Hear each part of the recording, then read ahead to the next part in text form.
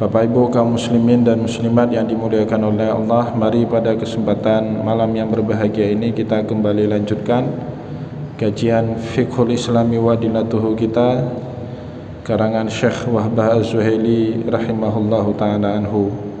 Dan insyaallah pada malam yang berbahagia ini kita akan masuk pada pembahasan berikutnya, sadisan, pembahasan yang keenam, dukhulul kafiru al-masajida, pembahasan tentang masuknya orang kafir ke dalam masjid-masjid. Apakah dibolehkan orang yang non-muslim masuk ke dalam masjid atau tidak dibolehkan? Para ulama sebagaimana diuraikan oleh Syekh Wahbah Az-Zuhaili dalam kitab Fiqhul Islami wa Dinatuhu terbelah ke dalam 3 kelompok dalam membahas tema yang ingin kita kaji di malam yang berbahagia ini. Kelompok pertama, pandangan yang dicetuskan oleh Imam Abu Hanifah, dikutip oleh Syekh Wahbah Az-Zuhaili, ajaza Abu Hanifata lil kafiri dukhulul masajida kullaha. Jadi di dalam mazhabnya atau di dalam pendapatnya Imam Abu Hanafi, boleh hukumnya seorang kafir masuk ke dalam masjid semuanya tanpa kecuali, hatta al-masjid al-harama min ghairi idnin walau li ghairi hajatin, sampai kebolehan itu juga termasuk ke dalam Masjidil Haram min ghairi idnin, tidak butuh yang namanya izin, walau li ghairi hajatin, atau meskipun tanpa hajat sekalipun dia masuk ke dalam Masjidil Haram boleh. Jadi dengan kata lain, menurut Imam Abu Hanifah, masuknya seorang non-muslim ke dalam masjid boleh mutlakan, ada izin atau tanpa ada izin, ada kebutuhan ataupun tanpa kebutuhan, boleh semuanya, meskipun itu adalah Masjidil Haram. Jadi kalau Masjidil Haram saja dibenarkan untuk masuk oleh Imam Abu Hanifah, apalagi masjid-masjid yang lain. Itu pemahaman yang diambil oleh Imam Abu Hanifah. Dan beliau kemudian punya tafsiran khusus terhadap firman Allah, wa makna ayatin, adapun makna daripada firman Allah Subhanahu wa taala dalam surat At-Taubah, ya ayyuhalladzina amanu innamal musyrikuna najasun fala yaqrabul masjidal harama ba'da amihim hadza. Beliau punya pemahaman tersendiri yang berbeda dengan ulama-ulama yang lain. Jadi makna dari ayat itu, ya wahai orang-orang yang beriman, innamal musyrikuna najasun, sesungguhnya orang musyrik, orang non-muslim, orang kafir itu najis, fala yaqrabul masjidal harama ba'da amihim hadza, jangan biarkan mereka masuk ke dalam Masjidil Haram setelah tahun ini, sebut Allah di dalam ayat tersebut. Aindahu, makna ayat tadi menurut Imam Abu Hanifah, alla yahujju, tidak boleh orang non muslim itu berhaji. Maknanya bukan enggak boleh masuk ke dalam Masjidil Haram, tapi maknanya enggak boleh melaksanakan ibadah haji, seperti itu. Jadi pemahamannya khusus sekali. Kalau para ulama lain memahami fala yaqrabul masjidal haram, bukan hanya enggak boleh masuk ke Masjidil Haram, bahkan juga enggak boleh masuk ke kota Mekah. Maka Mekah itu menjadi forbidden city, kota yang terlarang untuk dimasuki oleh orang non muslim. Kalau Bapak Ibu pergi masuk ke kota Mekah, itu ada gerbang. Kalau dari Jeddah itu besar sekali gerbangnya, ada gerbang seperti ini bentuknya, di atasnya ada Quran. Kemudian kalau non muslim diarahkan ke jalur sebelah kanan kalau kita dari Jeddah itu. Maknanya apa? Kalau kita lurus itu mengambil arah ke tanah haram, sedangkan orang non muslim harus berbelok, dikasih jalur khusus, harus berbelok ke arah kanan. Itu pemahaman mayoritas ulama selain Imam Abu Hanifah. Menurut Imam Abu Hanifah, makna fala yaqrabul masjidil haram bukan tidak boleh masuk ke tanah suci Mekah, dan juga bukan tidak boleh masuk ke Masjidil Haram, tapi tidak boleh bagi non muslim itu untuk melakukan ibadah haji ya. Jadi maka kemudian Syekh Wabazwili mengutip pemahaman Imam Abu Hanifah terhadap ayat tadi, alla yahujju, yang menjadi larangan bagi non muslim menurut ayat tadi adalah ketidakbolehan melaksanakan ibadah haji, wala ya'tamiru, dan tidak boleh juga melaksanakan ibadah umrah, urratun ba'da haji amihim hadza. Urrah itu dalam keadaan telanjang bulat. Ba'da haji amihim hadza, setelah haji pada tahun ini. Amun tis'in minal hijrati, yang dimaksud tahun ini adalah tahun ke-9 daripada hijrah, karena pada tahun tersebut Rasulullah sallallahu alaihi wasallam melaksanakan ibadah haji wada. Dan ayat yang barusan kita bacakan tadi turun kepada Rasulullah sallallahu alaihi wasallam pada saat beliau melaksanakan ibadah haji wada. Maka semenjak itu Bapak Ibu, setahun sebelumnya seluruh penduduk kota Mekah itu sudah muslim, sudah beriman, karena setahun sebelum tahun 9 Hijriah terjadi peristiwa yang kita kenal dalam sejarah dengan sebutan Fathul Mekah. Kembalinya Rasulullah sallallahu alaihi wasallam ke kota Mekah, dan sejak saat itu bukan hanya orang yang di kota Mekah semuanya masuk Islam, bahkan orang yang sekeliling ya, orang-orang yang tinggal di sekeliling kota Mekah pun pada saat itu masuk ke dalam ajaran agama Islam. Dan itu diabadikan, diceritakan dengan cukup baik oleh Allah Subhanahu wa taala dalam surat An-Nasr, wa ra'aitan nasa yadkhuluna fi dinillahi afwaja. Setelah peristiwa Fathul Mekah itu manusia berbondong-bondong masuk ke dalam ajaran agama Allah.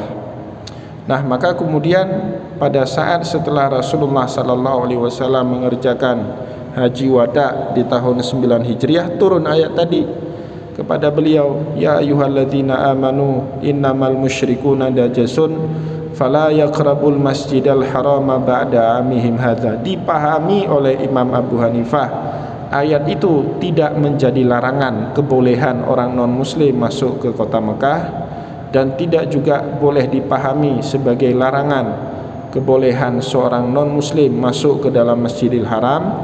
Tetapi ayat itu mesti dipahami larangan bagi orang non muslim untuk melaksanakan ibadah haji dan untuk melaksanakan ibadah umrah, wabil khusus dengan praktek pelaksanaan ibadah haji dan praktek pelaksanaan ibadah umrah di masa jahiliyah dulu.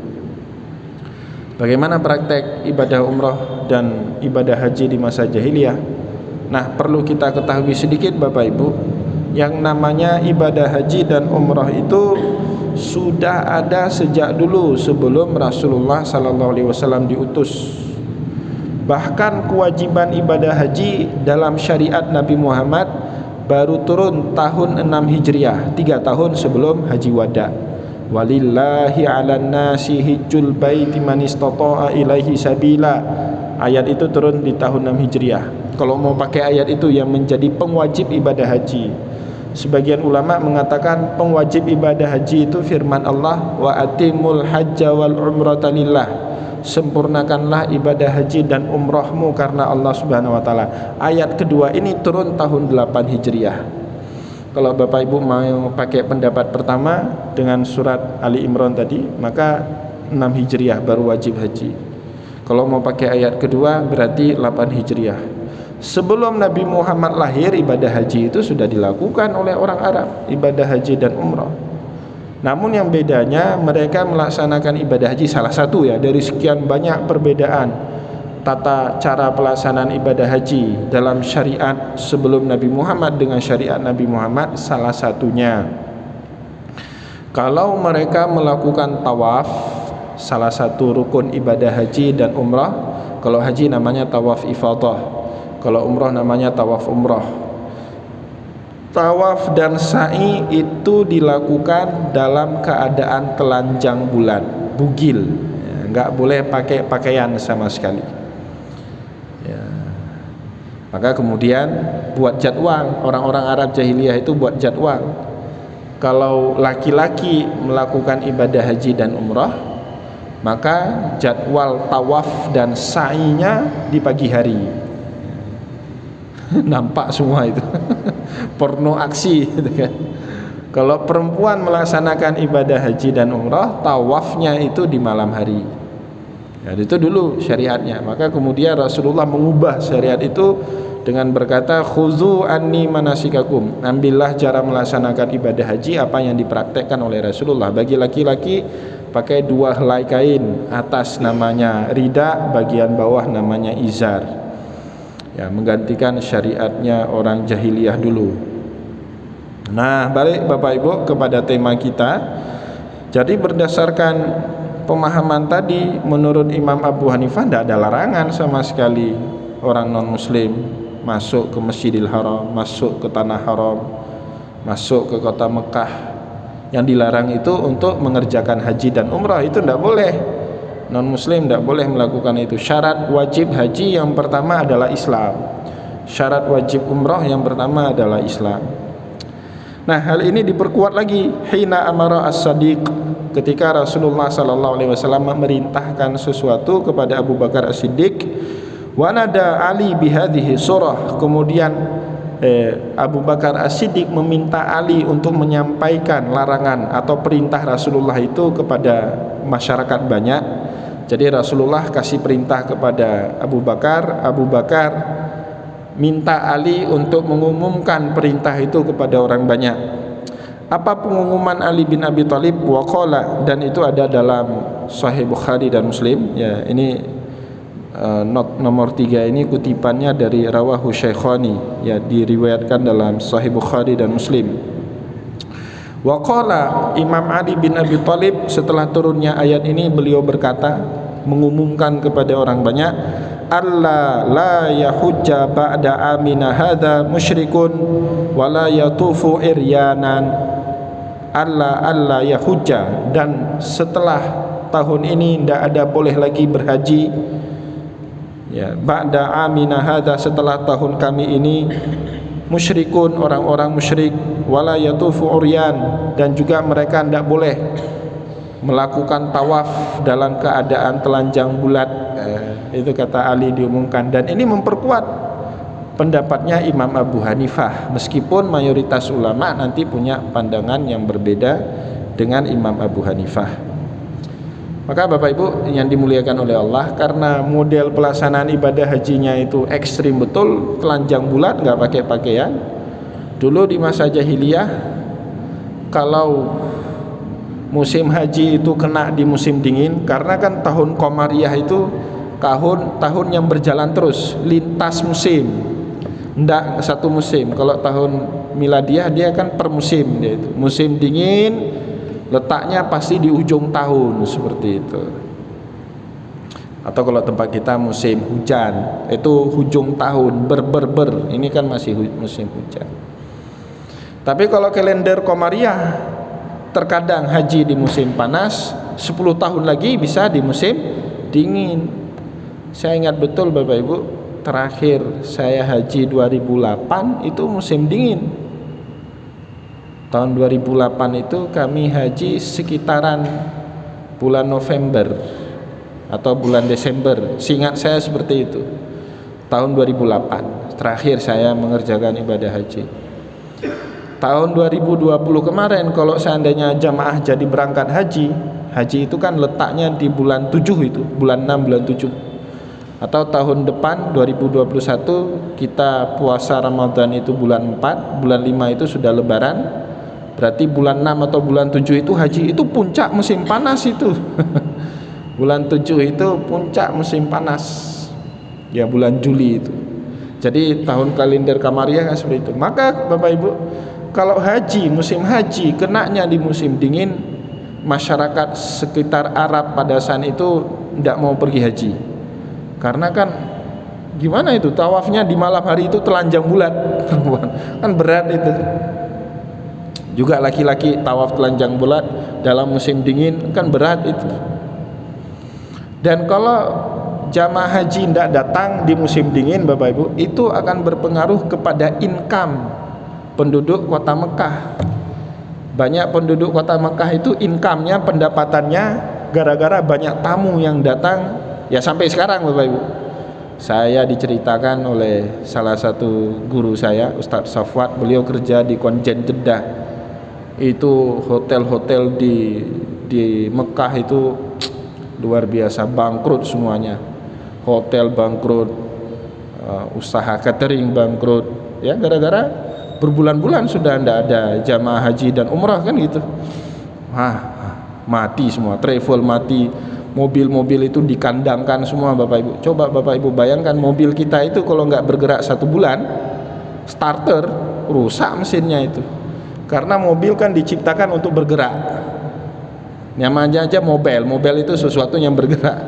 Ya kalau dia duduk seperti itu, hancur, karatan dia. Ya itu keadaan di Mekah seperti itu. Maka untuk mengantisipasi itu orang-orang Arab jahiliyah dulu buat siasat. Kalau sudah kena musim dingin, dimundurkan agar tetap di musim panas. Turun ayat Al-Quran mengeritik kebiasaan jahiliyah itu. Innaman nasi'u ziyadatun fil kufr. Kebiasaan orang-orang Arab jahiliyah yang menunda-nunda musim haji supaya enggak kena di musim dingin itu ziyadatun fil kufri, tambahan di dalam kufuran mereka. Ya, yuhillunahu aman wa yuharrimunahu aman. Kadang-kadang mereka menghalalkan musim haji di musim panas, tapi mengharamkan pelaksanaan musim haji di musim dingin. Itu kerjaannya orang jahiliyah dulu. Ya, baik Bapak Ibu, kita lanjut pembahasannya. Kita loncat ke halaman karena nanti penjelasan berikut yang saya ingin baca ini terulang sekali lagi, jadi kita loncat saja. Tidak usah kita ulang-ulang 2 kali. Wa ajaza al-malikiyatu li ghairil muslimi dukhulul haramil makki. Ya, dalam mazhab Maliki boleh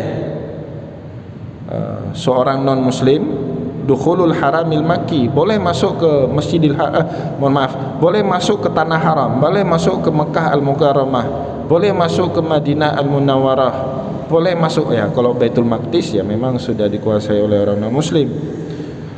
Dunal Baitil Haram, yang tidak boleh di dalam mazhab Maliki itu masuk ke dalam Masjidil Haram, ke Baitul Haramnya yang nggak boleh. Kalau ke Mekahnya ya silakan dalam mazhab Maliki. Kalau ke kota Madinah silakan.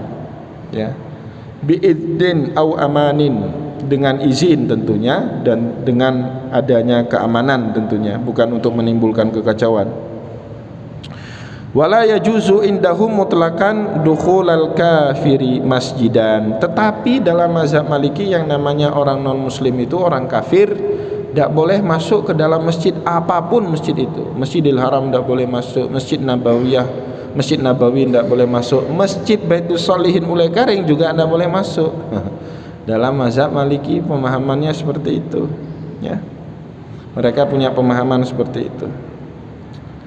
Wala yumkinu min dukhulihi illa li uzrin, dan tidak boleh, tidak memungkinkan bagi kita untuk memasukkan orang non muslim itu ke dalam masjid illa li uzrin, kecuali kalau ada uzur yang menghendakinya. Itu ngomong lain, kalau sudah uzur semua boleh. Ya, ini dikasih contoh kadukhuli litaqadi amamal hakimil muslim, sebagaimana seandainya orang non muslim itu berhukum dengan seorang qadi yang qadinya itu orang muslim. Dulu Bapak Ibu di masa para imam mazhab itu yang namanya lembaga peradilan itu di masjid. Jadi perkara itu diputuskan di masjid. Ada sengketa apa, diputuskan di masjid. Perdata maupun pidana ya di masjid. Jadi kalau ada hidup orang non muslim di daerah kekuasaan muslim, maka mereka beracaranya di dalam masjid. Nah itu menurut Imam Malik ya bolehlah masuk, tidak apa-apa. Belum ada ruang peradilan khusus, belum ada di zaman itu. Itu kan warisannya hukum Eropa kontinental, ya. Sistem hukum kita itu kan Eropa kontinental. Ya, harus ada tempat beracara, hakim meja pakai toga hakimnya, ya kan. Kemudian kalau pidana ada jaksa penuntut, ya. Dan si yang dituntut itu berhak dibela, mulai dari tersangka, kemudian terdakwa kalau sudah dituntut menjadi terdakwa, kalau hakim sudah membacakan vonis menjadi terhukum. Itu model peradilan modern seperti itu. Kalau dulu di masa Islam kan enggak. Kalau kata Rasulullah sederhana sekali, sistem peradilan dulu sederhana sekali. terlukis dalam satu hadis gini kata Nabi, lau yu'tan nasu bidakwahum ladda'a rijala amwala qaumin wa dima'ahum lakinnal bainatu 'alal mudda'i wal yaminu 'ala man ankara. Jadi kalau ada lau yu'tan nasu bidakwahum, kalau ada orang yang mendakwakan haknya kepada orang lain dan hakim kasih saja hak itu, tidak pakai beracara dulu, ladda'a rijala amwala qaumin wa dima'ahum, maka mudah sekali orang mengambil hak-hak orang lain itu tanpa hak sebenarnya. Ya, tapi gimana cara kita mengambil hak dari orang lain itu? Lakinnal bainah, harus ada bainah. Bainah itu bukti. Harus ada bukti, harus ada saksi. Kalau nggak ada saksi bainah, atau ada saksi, orang yang kita tuduh itu cukup bersumpah, wal yaminu 'ala man ankara, cukup dia bersumpah, saya bersumpah kalau apa yang dia dakwakan kepada saya itu bohong, maka dengan sumpah itu gugur kemudian dakwaannya gugur. Kan sederhana sekali. Kalau sistem seperti itu diterapkan dalam peradilan kita sekarang, wah kacau betul. Jadi tidak sesuai lagi dengan keadaan zaman. Bahkan di Saudi Arabia juga sistem hukum beracaranya sudah berubah, sudah seperti di tempat kita juga, meskipun mereka merujuk ke sistem peradilan yang ada di Inggris, Anglo-Saxon namanya, sistem hukum Anglo-Saxon. Ya kayak li'an. Dulu kan di dalam hukum Islam itu ada li'an. Li'an itu seseorang menganggap istrinya berzina dan anak yang dikandung oleh istrinya dia tidak akui.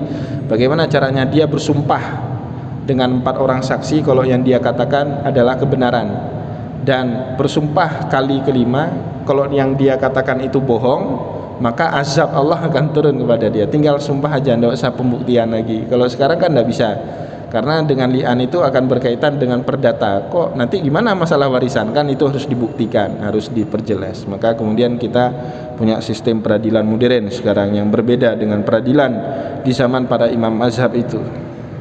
Nah, Bapak Ibu yang dimuliakan oleh Allah, di sini boleh seorang non muslim masuk ke dalam masjid kalau ada hajat, ada kebutuhan. Kalau nggak ada ya nggak boleh. Ya. Kiasan alaman min dukhulil masjidil haram, karena kias dianalogikan ketidakbolehan masuk non muslim itu ke dalam masjidil haram. Dalam ayat tadi, innamal musyrikuna najasun fala yaqrabul masjidal harama ba'da amihim hadza, tidak boleh masuk ke dalam masjidil haram. Li'annal illata, apa sebabnya? Illah itu rasio legis kalau bahasa hukumnya, illah sebab. Ya, apa alasan syariat mengharamkan non muslim masuk ke masjidil haram? Menurut ayat tadi Bapak Ibu, li'annal illata wahiyan najasatu maujudatun fi kulli musyrikin, karena setiap orang musyrikin itu, setiap orang musyrik atau non muslim itu ada najis pada dirinya, ya. Meskipun nanti dibantah, najis yang dimaksud di sini bukan najis aini, tapi najis maknawi, ya, najis keyakinannya.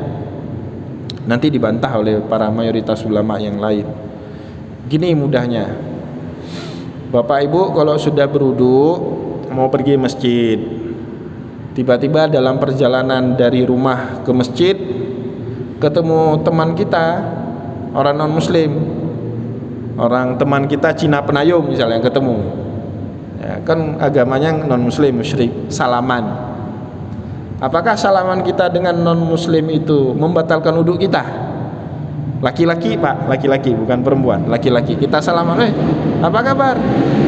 Ya, kebetulan udah lama nggak ketemu, salaman tepuk-tepuk bahu, ya sudah bersentuhan kulit kan?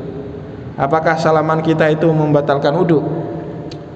Kalau makna najis dalam firman Allah Subhanahu wa taala tadi adalah najis aini. Najis aini itu seperti darah, kotoran, air kencing, itu najis aini. Maka salaman kita dengan orang itu batal wudunya. Tapi kalau najis itu adalah najis maknawi, najis yang abstrak, seperti kita kentut, buang angin. Misalnya saya buang angin, datang Bapak salaman dengan saya, Bapak sudah wudu, batal nggak wudu Bapak? Enggak. Nah, itu najis maknawi namanya. Ya, maka kemudian para ulama termasuk Imam Syafi'i mengatakan makna fala yakrabul innamal musyrikuna najasun, makna najis kepada orang musyrik di dalam ayat tadi maknanya adalah najis maknawi, bukan najis aini, seperti itu. Nah, jadi kalau kita bersalaman dengan non muslim itu wudhu kita tidak batal. Kalau orang non muslim itu datang ke dalam masjid, menginjakkan kakinya ke dalam masjid, masjidnya enggak najis gitu. Jangan pula bapak pel masjidnya nanti. Jangan dipel masjidnya. Waduh, itu kebangetan kalau dipel itu. Ya, seperti itu. Ya, maka pemahaman mazhab Hanafi yang mengatakan enggak boleh masuknya non muslim, orang musyrik, orang kafir ke dalam masjid itu karena mereka najis, itu kurang tepat. Karena najisnya orang kafir sebagaimana kata Allah dalam ayat tadi bukan najis aini, tapi najis maknawi, ya. Tapi sekarang Bapak Ibu ada salah satu menasah, belum jadi masjid setahu saya, atau musala lebih tepatnya, di salah satu daerah kawasan di Banda Aceh itu, jangankan non muslim, muslim pun masuk di pelnya di situ. Kita masuk di situ, sholat di situ. Saya pernah kebetulan cari tahu, betul nggak kata orang kalau kita masuk di pel. Saya sholat dan saya datang nggak pakai baju keulamaan seperti ini, pakai baju biasa, pakai baju kaos, pakai celana, nggak pakai peci. Saya sholat di situ, keluar betul Pak di pel. Waduh, orang non muslim aja nggak disuruh pel, masa kita di pel? Kayak babi dianggapnya kita itu, ya kayak anjing dianggap, harus di pel itu, kurang ajar betul itu. Ya, tapi saya nggak ngomong di situ gitu. Nggak pantas sama sekali, masa di pel itu. Baik, ayo kita lihat pendapatnya dalam mazhab Syafi'i dan Hambali. Wa qala Syafi'iyatu wal Hanabilatu, dalam mazhab Syafi'i dan Hambali, yamna'u ghairul muslimi, terlarang orang selain muslim, ya, walau limaslahatin, meskipun ada kemaslahatan yang ingin dituju di situ, min dukhuli harami Makkah, untuk masuk ke dalam kota Mekah yang haram, kota haram Mekah itu dilarang sama sekali. Bagi non muslim apapun agamanya, Kristen, Yahudi, Konghucu seterusnya, itu masuk ke kota suci Mekah tidak boleh, pijak kaki aja tidak boleh. Meskipun dalam sejarah Bapak Ibu tetap ada. Oh, banyak sekali dalam sejarah itu, banyak sekali. Bahkan ada yang orientalis, J.A. Elwensing, penulis Mu'jam al-Mufaras lil al-Fadil Hadis. Dia belajar hadis dengan ulama-ulama Mekah, 6 tahun dia di Mekah dia itu. Padahal non muslim tapi ngaku muslim, seperti itu. Atau orang kita sini apa, Sonok Hongkronya itu lama juga dia di Mekah, 4 tahunan dia di Mekah, ya, tapi dia nggak muslim, ya. Masuk ada, tapi larangan, ya larangan itu kan kecolongan istilahnya. Ya, kayak rumah kita kan ada juga sekali-kali masuk maling. Kan nggak boleh masuk kan dia kan, tapi ya sudah kecolongan, apa boleh buat gitu kan. Baik, kenapa orang muslim, orang non muslim tidak boleh masuk ke tanah haram, ke kota Mekah, bahkan nanti diperlebar lagi ke tanah Nabawi, ke Madinah Al-Munawwarah, karena Mekah diharamkan oleh Nabiullah Ibrahim, sedangkan Madinah diharamkan oleh Rasulullah sallallahu alaihi wasallam. Ya, tadi firman-nya merujuk kepada firman yang sama dengan ayat yang tadi kita bacakan, liqaulihi ta'ala, karena firman Allah, ya ayyuhalladzina amanu innamal musyrikuuna najasun fala yaqrabul masjidal harama ba'da amihim hadza. Cuman pemahamannya yang beda, ayatnya sama, pemahamannya yang beda. Itu para ulama seperti itu selalu Bapak Ibu. Ayatnya selalu sama, hadisnya sama, cuman pemahaman mereka yang beda-beda. Kalau menurut Imam Syafi'i atau mazhab Syafi'i dan Hambali, ayat tadi mengandung larangan tidak hanya masuk ke Masjidil Haram, tapi juga larangan masuk ke tanah haram, seperti itu. Kalau Imam Abu Hanifah, ayat tadi tidak mengindikasikan haram masuk ke Masjidil Haram, tidak juga haram masuk ke tanah haram, tapi yang dilarang berhaji dan umrah, gitu. Nah, kalau mazhab Maliki, masuk ke Masjidil Haram tidak apa-apa, masuk ke tanah haram tidak apa-apa, yang nggak boleh masuk ke Masjidil Haramnya, seperti itu. Beda-beda. Waqad warada fil asar al-hurumu kulluhu masjid. Jadi tanah haram itu semuanya masjid. Nah, ini nanti Bapak Ibu kenapa para ulama sepakat, hampir sepakat, meskipun ada beda juga, ya hampir sepakat mayoritas ulama, semua jengkal di tanah haram kita mengerjakan ibadah sholat, pahalanya sama dengan sholat di Masjidil Haram, seperti itu. Kenapa? Ada hadis dari Rasulullah. Apa hadisnya? Al-haram kulluhu masjid, tanah haram itu semuanya adalah bagian daripada Masjidil Haram, seperti itu. Jadi kalau Bapak Ibu nanti haji kenanya di ring 3 misalnya, biasanya jamaah pemerintah Indonesia itu membagi kawasan penempatan jamaah itu ke 3 ring. Ring pertama itu radius sampai 300-an meter dari masjid, atau 3 kilometer dari Masjidil Haram. Ring kedua lebih jauh, ring ketiga lebih jauh, itu sudah puluhan kilometer dari Masjidil Haram. Kalau sulit sekali pergi ke Masjidil Haram, tidak apa-apa, Bapak Ibu sholat aja ke tempat yang dekat di situ. Ya kalau sulit, kalau mampu ya baik ke Masjidil Haram. Kalau nggak mampu ya udah di dekat-dekat itu aja sholat, jangan memberatkan diri. Wa yajuzu indahum, dan akan tetapi boleh di dalam mazhab Syafi'i dan Hambali, lil kafiri, bagi orang kafir, lihajatin, kalau ada kebutuhan, kalau ada hajat, dukhulal masjidal ukhra ghairal masjidal haram, untuk masuk ke masjid selain daripada Masjidil Haram, boleh ya. Bagi non muslim apapun agama, Kristen, Yahudi, Nasrani, Konghucu, Hindu, Buddha, kalau mereka mau masuk masjid selain Masjidil Haram, hukumnya boleh, tidak ada dosa di situ. Ya, itu pemahaman mazhab Syafi'i dan pemahaman mazhab Hambali, boleh Bapak. Ya, kita lihat alasannya sekarang ya. Biiznil muslimin, tentu dengan ada izin orang-orang muslim di daerah tersebut. Ya kalau nggak ada izin ya jangan maksa. Saya punya pengalaman Bapak Ibu, bawa tamu konsulat Amerika buat Indonesia yang di Medan, Sumatera Utara, Juha Salin namanya. Saya bawa dia sampai ke Aceh Utara, saya bawa. Dia pengen masuk Islamic Center. Ya kita tahu kok dalam teori fikih enggak apa-apa. Tapi ya ada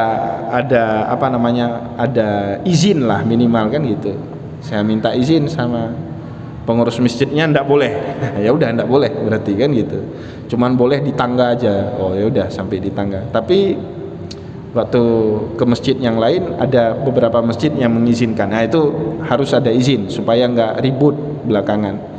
Kalau di Mesir Bapak Ibu, Masjid Al Azhar itu kan salah satu heritage building, bangunan peninggalan sejarah. Jadi bangunan yang menjadi cakra situs sejarah seperti itu. Karena lama sekali dibangun semenjak dinasti Fatimiyah. Dinasti Fatimiyah itu sebelum dinasti Al-Ayyubiyah itu. Jadi di Masjid Al-Azhar itu menjadi tempat wisata. Orang-orang non-muslim pada masuk, cuman disediakan baju jubah. Kan biasanya turis itu bajunya baju you can see seperti itu, dikasih baju jubah, pakai baju jubah, mereka masuk keliling. Lagi kita sholat duduk di pojokan mereka itu, ya enggak apa-apa, boleh ya. Dalam mazhab Syafi'i boleh, tapi ada izin ya, dengan ada izin. Li'anna nassal ayati fil masjidil haram, karena yang pertama, alasan yang pertama, nas ayat Al-Quran tadi hanya menentukan yang enggak boleh masuk itu Masjidil Haram saja. Fala yakrabul Masjidil Haram. Tapi Allah tidak nyebut masjid yang lain. Itu yang pertama. Wal aslu fil asya al ibahatu, dan asal, hukum asal di dalam segala sesuatu adalah ibahah, boleh ya. Walam yaridu fi syar'i, dan juga belum ada penjelasan yang begitu jelas di dalam syariat ma yukhalifu hadzal aslu, suatu penjelasan yang bertentangan dengan pendapatnya Syafi'i ataupun Hambali. Itu 3 alasan sudah. Alasan yang keempat, wali anna nabiyya sallallahu alaihi wasallam qadima alaihi wafdun ahlut taifi. Jadi Rasulullah sallallahu alaihi wasallam, ini tahun 9 Hijriah, sebelum Rasulullah haji wada Bapak Ibu. Tahun 9 Hijriah itu selain haji wada dikenal juga dengan sebutan Amul Wufud. Apa maknanya Amul Wufud? Banyak sekali orang-orang seantero Jazirah Arab datang ke kota Madinah menyatakan Islam mereka di hadapan Rasulullah. Salah satunya adalah utusan dari penduduk kota Taif, Wafdun Ahlu Taif. Mereka datang. Orang Taif yang sempat ngusir Rasulullah itu, Bapak Ibu, yang malaikat mau menghancurkan mereka itu. Seandainya keinginan malaikat itu diaminkan oleh Rasulullah, mungkin nggak beriman mereka tahun 9 Hijriah itu kan gitu. Tapi Rasulullah ya udahlah, saya cuma berharap besok ada anak-anak cucu mereka mau beriman. Enggak lama doa Nabi terjawab. 9 Hijriah masuk Islam orang Taif, datang bersyahadat sebelum bersyahadat mereka main-main dalam Masjid Nabawi, itu dijelaskan di sini. Masuk Masjid Nabawi dalam keadaan kufur, belum Islam. Ketemu Nabi, kemudian setelah ketemu Nabi baru salaman dengan Nabi dan mereka menyatakan Islamnya di hadapan Nabi, ya. Fa anzalahum fil masjidi qabla islamihim. Nah, Rasulullah menerima mereka fil masjid, di Masjid Nabawi, qabla islamihim, sebelum mereka masuk Islam. Wa qala Sa'id bin Musayyab, begitu juga kata seorang tabi'in namanya Sa'id bin Musayyab, qad kana Abu Sufyan yadkhulu Masjidal Madinah wa huwa ala syirkihi. Nah, ini tadi riwayat yang kita loncat. Kata Sa'id bin Musayyab, dulu Abu Sufyan itu kan pemimpinnya kota Mekah. Dia pernah masuk ke dalam masjid di kota Madinah, maksudnya Masjid Nabawi, wa huwa ala syirkihi, dan dia dalam keadaan musyrik, belum Islam. Peristiwanya Bapak Ibu yang dimuliakan oleh Allah setelah perang Khandaq. Jadi setelah perang Khandaq, sebelumnya kan sempat terjadi perjanjian Hudaybiyah. Nah, ini kita balik ke halaman sebelumnya, keterangan yang tadi saya loncat di baris ketiga dari bawah di halaman sebelumnya. Ada keterangan di situ dikutip oleh Syekh Wahbah Zuhaili, wa qad dakhala Abu Sufyana Masjidal Madinati litajdidi aqdi sulhul Hudaybiyah. Jadi dulu dia dalam keadaan syirik. Setelah perang Khandaq, setelah sempat terjadi perjanjian Hudaybiyah antara Rasulullah sallallahu alaihi wasallam dengan orang-orang kafir Quraisy, tapi kemudian perjanjian itu dilanggar sepihak oleh orang Quraisy. Maka kemudian Abu Sufyan datang ke kota datang ke kota Madinah untuk memperbaharui perjanjian Hudaybiyah. Dia belum masuk Islam waktu itu. Masuk Islamnya Abu Sufyan kan pada saat peristiwa Fathul Mekah, dan itu terjadi di tahun 8 Hijriah. Jadi diceritakan di sini Abu Sufyan masuk ke Masjid Nabawi litajdidi aqdi sulhil Hudaybiyah, dengan tujuan untuk memperbaharui perjanjian Hudaybiyah ba'dama naqadathu Quraisy, setelah perjanjian Hudaybiyah itu dilanggar oleh orang-orang Quraisy. Dan Rasulullah bernegosiasi, berdiplomatik, ya, dengan Abu Sufyan itu bukan di rumahnya, bukan di hotel. Kalau kita sekarang di hotel itu. Lantas di mana juga? Di dalam masjid.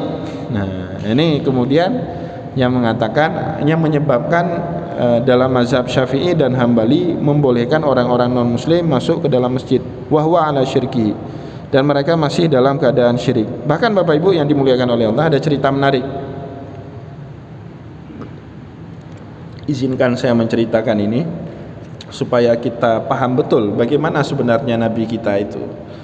Bapak Ibu boleh membaca rujukannya dalam kitab Tabaqat karangan Ibnu Sa'ad, atau dalam kitab sejarah tertua yang paling otoritatif di dalam tradisi Islam, namanya Sirah Ibnu Hisham, dalam bab Tahrikhul Umami wal Muluk.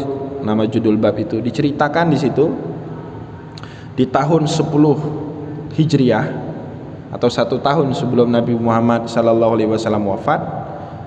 Bahkan di dalam Sirah Ibnu Hisham disebut dengan jelas, ba'da sholatil asri, peristiwa itu terjadi pada hari Ahad, hari Minggu, ba'da sholatil asri, setelah sholat asar pada tahun 10 Hijriah di bulan Safar.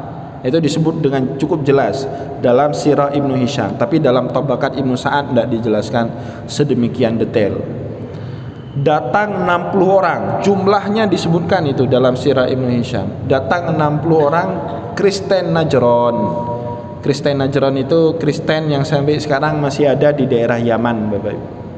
Jadi belum masuk Yaman ya, masih dalam, kalau sekarang kawasan Arab, masih Mamlakah Al-Arabiyah Saudiyah, kerajaan Saudi Al-Arabiyah masuk dalam itu. Jadi salah satu Kristen lokal yang berkembang di Arab, namanya Kristen Najran. Kristen Najran ini tentu tidak ada di Indonesia, tidak ada. Karena Kristen itu sebagaimana yang sering saya jelaskan, ada yang sifatnya universal. Katolik, Protestan itu universal, dimanapun dia ada. Di Arab ada, di Indonesia ada, di Eropa ada. Tapi ada Kristen lokal.